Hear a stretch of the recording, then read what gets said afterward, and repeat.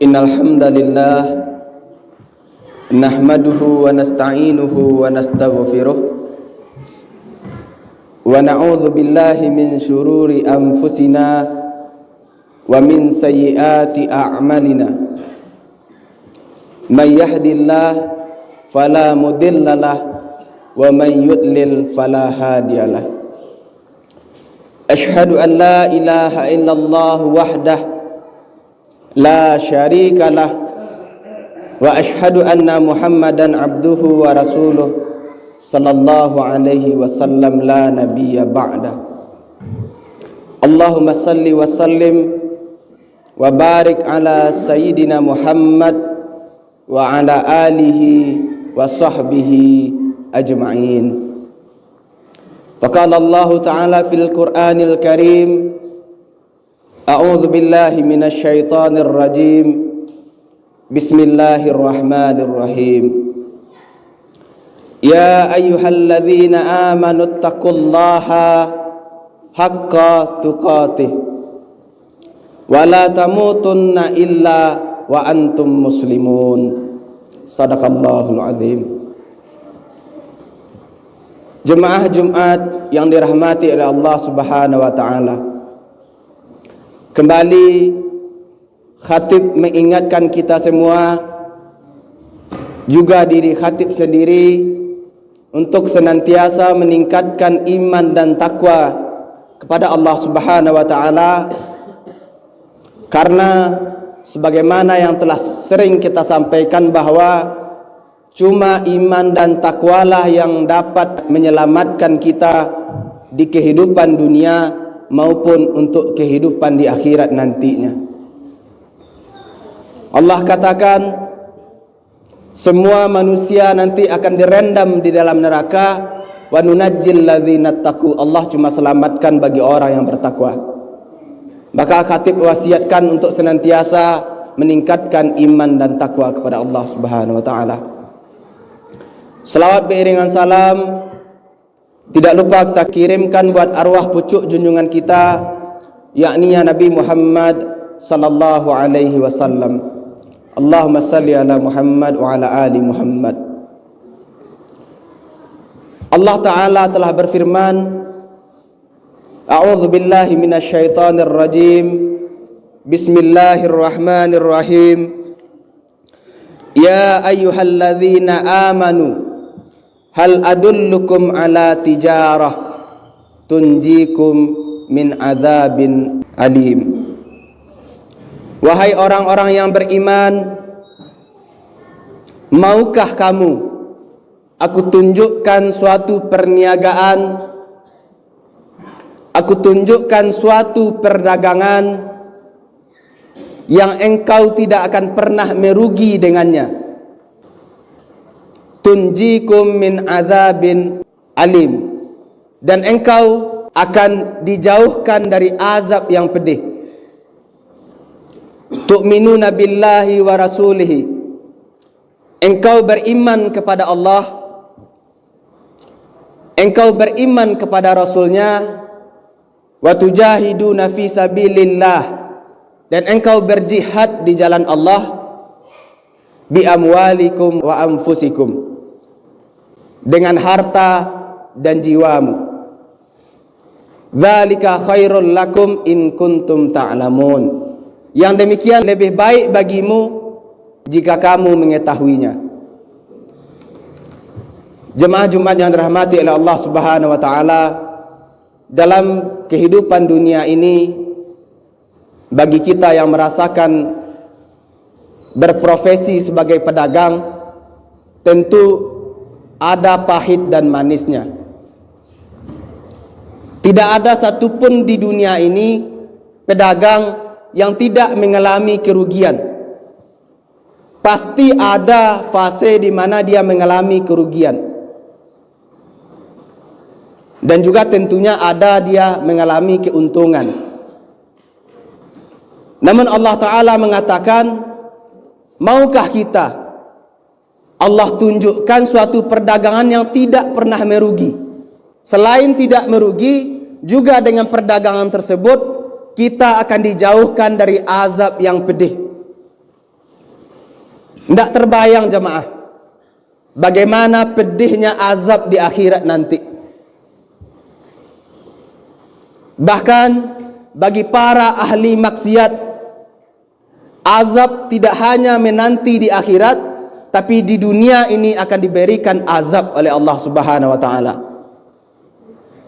Dan terkadang dalam kehidupan sehari-hari kita telah mendapatkan azab namun kita tidak menyadarinya. Kita tidak sadar. Ketika kita semakin hari semakin jauh dari Allah, itu azab. Ketika kita mendengarkan Al-Quran, jiwa ini tidak lagi bergetar. Ketika kita mendengarkan panggilan azan, kita tidak lagi merasa terpanggil, maka itu juga azab. Namun kita sering tidak menyadarinya. Nanti di akhirat dengan azab yang lebih besar, jauh lebih besar. Kalaulah hari ini kita merasakan pahitnya atau pedihnya kena abu rokok, cobalah diuji, baka tangan 7 catuh. Pedih rasanya, apalagi nanti di akhirat, azab yang pedih tidak bisa kita bayangkan. Ada makanan di sana, makanannya dari buah zakun, minumannya dari darah dan nanah, yang ketika kita minum menggelegarlah isi perut kita sehingga keluarlah semua isinya. Maka ada satu solusi yang Allah berikan, yang dengan perniagaan itu kita tidak akan pernah merugi di dunia dan juga nanti di akhirat akan dihindarkan daripada azab, yaitu engkau beriman kepada Allah, engkau juga beriman kepada Rasulnya. Jamaah Jumat yang dirahmati oleh Allah Subhanahu wa taala, perkara iman bukan atau tidak hanya sekedar perkara keyakinan. Kalaulah sekedar yakin, iblis laknatullah lebih yakin daripada kita. Karena iblis pernah melakukan percakapan dengan Allah Subhanahu wa taala dan hidupnya lebih lama, menemui semua para nabi. Maka kalau sekedar yakin, iblis pun lebih yakin daripada kita. Namun iman yang seperti apa yang dimaksud, yang bisa menyelamatkan kita dari azab yang pedih? Kata para ulama, al-iman huwal yakin. Iman itulah keyakinan. Jasmul qalbi, keyakinan yang benar-benar menghujam di dalam hati,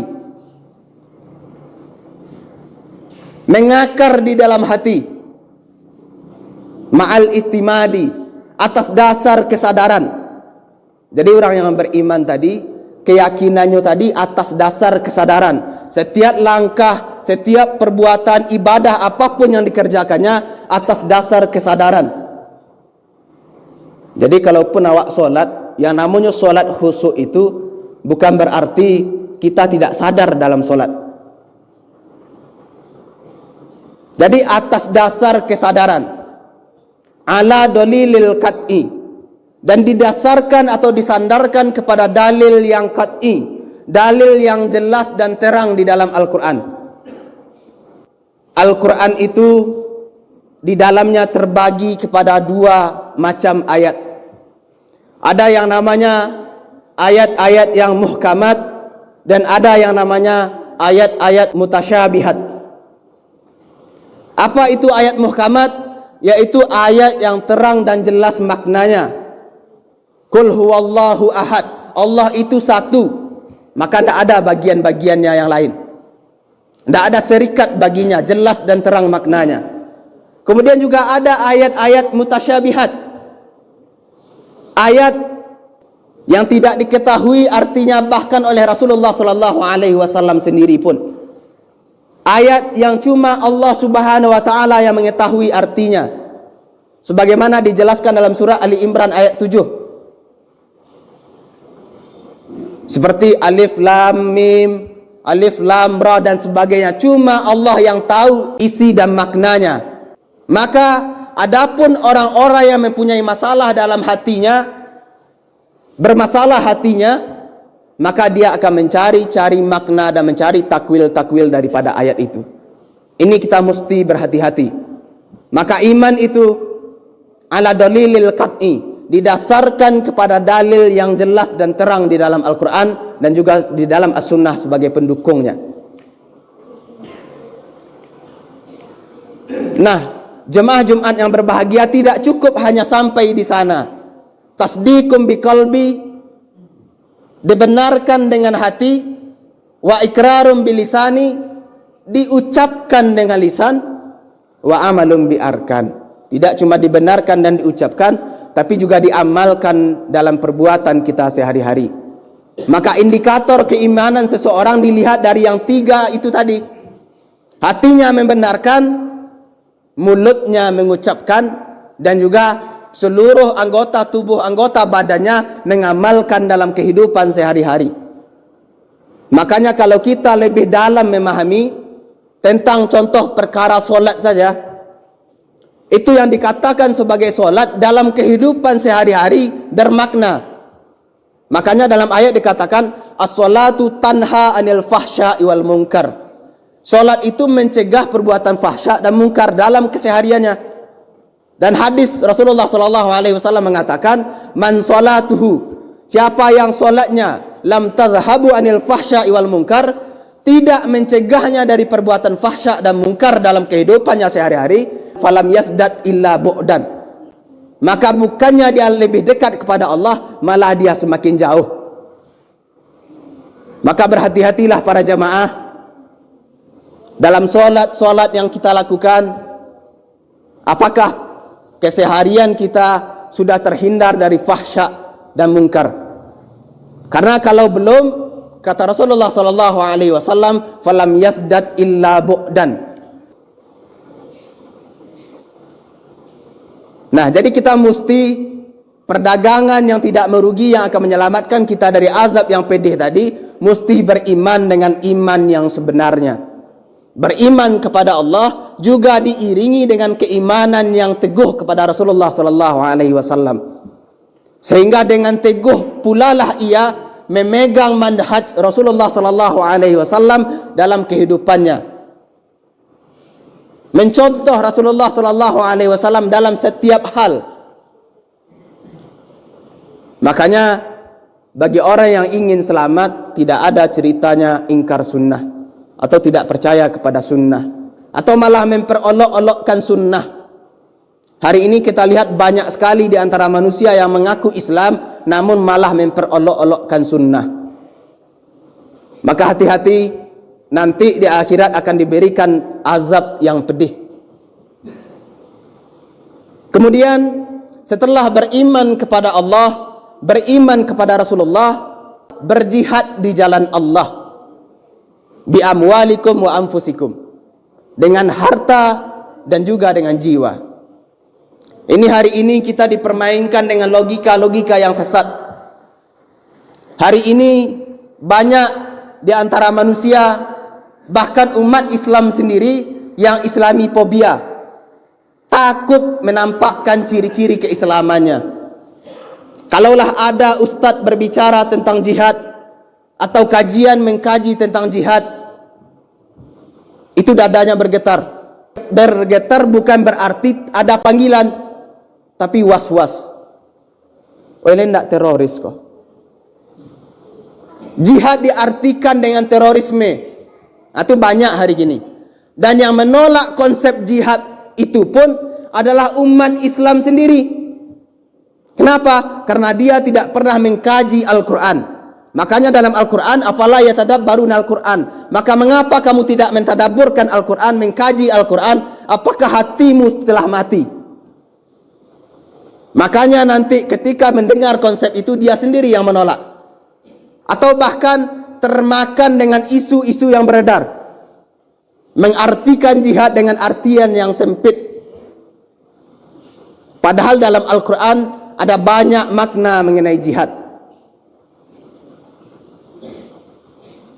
Kalau asal kata daripada jihad itu jahada, juhdan, bersungguh-sungguh, kesungguhan, atau bersukar-sukar, kesukaran dalam menegakkan agama Allah. Maka dalam hal ini kita ingin sampaikan bahwa setidaknya ada 3 pengertian jihad di dalam Al-Quran. Pertama, jihad bermakna jihad. Jihad dengan makna kesungguh-sungguhan itu sendiri. Jihad dengan makna kesukaran itu sendiri. Makanya di dalam Al-Quran Allah Subhanahu wa taala mengatakan, wajahidhum bihi jihadan kabira. Wajahidhum bihi jihadan kabira. Dan berjihadlah engkau dengannya, dengan Al-Quran, jihadan kabira, dengan jihad yang besar. Maka jihad yang besar adalah menyampaikan isi Al-Quran, menegakkan hukum-hukum yang ada di dalamnya. Man jahada fina lanahdiyan lahum subulana. Siapa yang bersungguh-sungguh di jalan Allah, bersukar-sukar di jalan Allah, menikmati kesukaran di jalan Allah, maka nanti Allah akan memberikan banyak jalan baginya. Allah akan memberikan solusi atas setiap permasalahannya. Malahan bagi orang yang berjihad, Allah akan turunkan malaikat untuk mengawalnya, untuk memberikan dia bantuan. Maka jihad yang pertama artinya adalah jihad bermakna jihad, atau jihad dengan makna kesukaran, atau jihad dengan makna berdakwah, dengan mendakwahkan Al-Quran supaya isi daripada Al-Quran dapat diterapkan dalam kehidupan kita bermasyarakat. Kemudian jamaah yang dirahmati oleh Allah Subhanahu wa taala, di dalam Al-Quran pengertian jihad juga bisa dikatakan sebagai jihad bermakna qital. Maka kalau ada jihad fi sabilillah diiringi dengan kalimat fi sabilillah, maka jihad bermakna qital. Jihad bermakna tempur. Tentu adanya di daerah-daerah yang sedang konflik. Maka saudara-saudara kita yang ada di Palestina, saudara-saudara kita yang juga sedang berjuang di Suriah, itu berjihad namanya. Yang sedang dijajah oleh para penjajah dari orang-orang kafir, Yahudi dan Nasara, namanya berjihad. Berperang di jalan Allah untuk membela agama. Itu jihad yang kedua. Jihad dengan makna tempur. Kemudian yang ketiga, makna jihad di dalam Al-Quran yang ketiga adalah jihad bermakna harb, atau jihad bermakna perang. Nah, jadi jamaah yang dirahmati oleh Allah Subhanahu wa taala, perang tidak selalu tempur. Makanya di sini ada sebuah istilah yang mengatakan ghazwul fikir, atau perang pemikiran. Maka hari ini sadar atau tidak sadar kita, keadaan hari ini adalah keadaan ketika semua umat sedang berperang, baik itu secara perang politik, perang ekonomi, terlebih perang pemikiran. Pemikiran mana yang bisa ditegakkan? Pemikiran mana yang bisa dimenangkan? Sementara di dalam Al-Quran dikatakan liyuzhiru, diperintah kita untuk menzohirkan ala dini kullih. Al-Quran diturunkan dengan sistemnya liyuzhiru ala dini kullih, untuk dimenangkan di setiap din, untuk dimenangkan di setiap sistem yang ada, untuk dimenangkan di setiap pemikiran yang ada. Maka bagi kita orang yang beriman, kita mesti berjuang, berjihad, perang pemikiran, bagaimana supaya wahyu bisa diterapkan, bagaimana supaya wahyu dapat mengalahkan ra'yu atau pemikiran. Ini kan hari ini kita melihat keadaannya seakan-akan ra'yu atau pemikiran lebih berarti atau lebih benar daripada Al-Quran, lebih benar daripada wahyu itu sendiri. Maka artian jihad yang ketiga adalah jihad bermakna perang. Apakah itu perang pemikiran, apakah itu perang secara ekonomi, perang budaya, perang politik dan sebagainya. Banyak macam perang-perang yang lainnya. Dengan apa? Dengan dua hal, bi amwalikum wa anfusikum. Dengan harta dan jiwa. Rasulullah sallallahu alaihi wasallam beristrikan yang namanya Khadijah. 1/2 atau 1/3 harta yang ada di kota Makkah itu dimiliki oleh Khadijah ketika Rasulullah SAW diberikan wahyu. Banyak hartanya. Kemudian dalam waktu yang kurang dari 10 tahun Rasulullah SAW mendakwahkan tauhid di kota Makkah. Di akhir wafatnya Khadijah malah tidak cukup kain kapan. Dijujuk ke atas, tersingkok di bawah. Dielo ke bawah, tersingkok di atas. Lantas kemana perdagangan Rasulullah SAW selama ini? Lantas kemana harta daripada Khadijah selama ini? Semua harta diberikan untuk menegakkan agama Allah. Jadi ini kita mesti berhati-hati. Berdakwah, menegakkan agama Allah, mencari harta untuk menegakkan agama Allah. Bukan dalam artian menegakkan agama Allah untuk mencari harta. Jangan dibalik-balik. Karena ini kita lihat hari ini sangat rentan. Nah, jadi jamaah Jumat yang dirahmati oleh Allah Subhanahu wa taala, yang demikian itu lebih baik bagi kita, kata Allah. Kalaulah Allah yang mengatakan lebih baik, tentu tidak ada yang lebih baik daripada itu.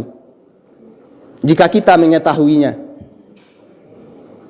Maka kita ingatkan kembali bahwa perdagangan yang tidak akan pernah merugi adalah engkau beriman kepada Allah, engkau beriman kepada Rasulullah, kemudian engkau berjihad, baik jihad bermakna jihad bermakna qital, dan jihad bermakna qahar, dengan jiwa dan hartamu, dengan harta dan jiwamu di jalan Allah. Yang demikian lebih baik bagimu jika kamu mengetahuinya. Makanya orang-orang beriman itu dijelaskan, innamal mu'minuna amanu billahi wa rasulihi. Sesungguhnya orang-orang yang betul-betul beriman kepada Allah dan Rasulnya, kemudian dia tidak ragu terhadap perintah Allah dan Rasulnya, dan dia berjihad di jalan Allah dengan harta dan jiwanya. Itulah orang yang betul-betul beriman yang akan selamat daripada neraka tadi. Makanya ini khatib sampaikan, kita mesti berhati-hati. Kita mesti berhati-hati. Hari ini banyak logika, banyak pemikiran yang berkeliaran, yang seakan-akan menjadi benar karena banyak yang mengikutinya. Jihad diartikan sebagai tindak kekerasan. Kita mesti berhati-hati. Maka kalau ada di antara kita sebagai orang yang mengaku orang beriman, menolak jihad dan ikut-ikut mengatakan jihad itu adalah konsep kekerasan, maka batallah imannya, maka batallah keislamannya. Karena satu saja ayat yang kita tolak, satu saja hadis yang kita tolak, semuanya, semua amal yang kita lakukan habitat a'maluhum, amal-amalnya akan terhapus, keimanannya akan pupus. Maka jemaah yang dirahmati oleh Allah Subhanahu wa taala, marilah kita sama-sama untuk mengkaji Al-Quran, kembali kepada Al-Quran dan Sunnah, sehingga benarlah kehidupan kita di dunia dan di akhirat. Fa'tabiru ya ulil absar la'allakum turhamun, la'allakum tuflihun.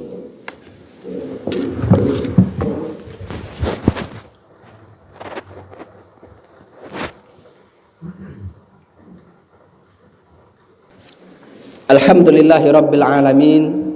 Ashhadu an la ilaha illallah wa ashhadu anna Muhammadan abduhu wa rasuluh. Jemaah Jumat yang dirahmati oleh Allah Subhanahu wa taala, kalaulah tadi kita telah sampaikan bahwa keimanan kepada Allah, keimanan kepada Rasulullah, berjihad dengan harta dan jiwa, itulah yang akan menyelamatkan kita dari azab yang pedih. Cuma itulah yang merupakan perdagangan yang kita tidak akan pernah rugi. Maka hari ini awali langkah kita dengan mengkaji Al-Quran. Dan kembali kita sampaikan bahwa di dalam Al-Quran Allah jelaskan, di dalam surat Ali Imran ayat yang ke-142. Apa kata Allah Subhanahu wa taala? A'udzu billahi minasyaitonir rajim. Bismillahirrahmanirrahim. Am hasibtum an tadkhulul jannah? Engkau sekali-kali tidak akan pernah masuk kepada surga, atau jangan berfikir kita akan masuk ke dalam surga. Walamma ya'lamillahu alladzi najahadu minkum wa ya'lamun as-sabirin. Sebelum jelas bagi Allah siapa di antaramu yang berjihad di jalan Allah dan siapa di antaramu yang sabar atas jihadnya.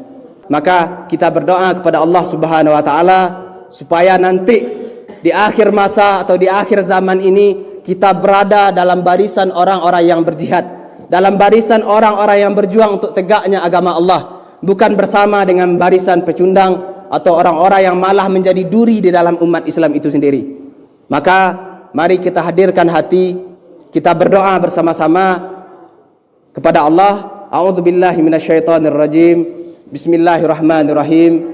Innallaha wa malaikatahu yusholluna 'alan nabi ya ayyuhalladzina amanu shollu 'alaihi wa sallimu taslima. Alhamdulillahi rabbil alamin, hamdan na'imin, hamdan syakirin, hamdan yuwafa ni'amahu wa yukafa'u madzidah. Rabbana lakal hamdu kama yanbaghi li jalali wajhikal karim wa 'azimi sultanik. Allahumma salli wa sallim wa barik ala sayyidina Muhammad wa ala alihi wa sahbihi wa sallim. Allahumma rabbana lakal hamdu anta nurus samawati wal arda man fihinna wa lakal hamdu anta qayyimis samawati wal arda man fihinna wa lakal hamdu anta rabbunas samawati wal arda man fihinna wa lakal hamdu anta malikus samawati wal arda man fihinna wa lakal hamdu anta antal haq wa wa'dukal haq wa qaulukal haq wa liqa'ikal haq wal jannatu haq wa naru haq walakal hamdu walaka aslamna wa bika amanna wa ilaika annabna faghfir lana ma qaddamna wa ma akharna wa ma asrarna anta muqaddim anta muakhir wa anta ala kulli syai'in qadir. Allahumma ighfir lil muslimina wal muslimat wal mu'minina wal mu'minat al ahya'i minhum wal amwat. Allahumma ansuril islam wal muslimin, Allahumma ansuril ikhwan wal mujahidin, Allahumma ansuril mujahidin wal mustada'afina fi Palestin wa fi Afghanistan wa fi Turki wa fi Chechnya wa fi Uighur wa fi Bangladesh wa fi Indonesia wa fi kulli zaman wa fi kulli makan. Rabbana zalamna anfusana wa illam taghfir lana wa tarhamna lanakunanna minal khasirin. Rabbana atina fid dunya hasanah wa fil akhirati hasanah wa qina adzabannar. Walhamdulillahi rabbil alamin.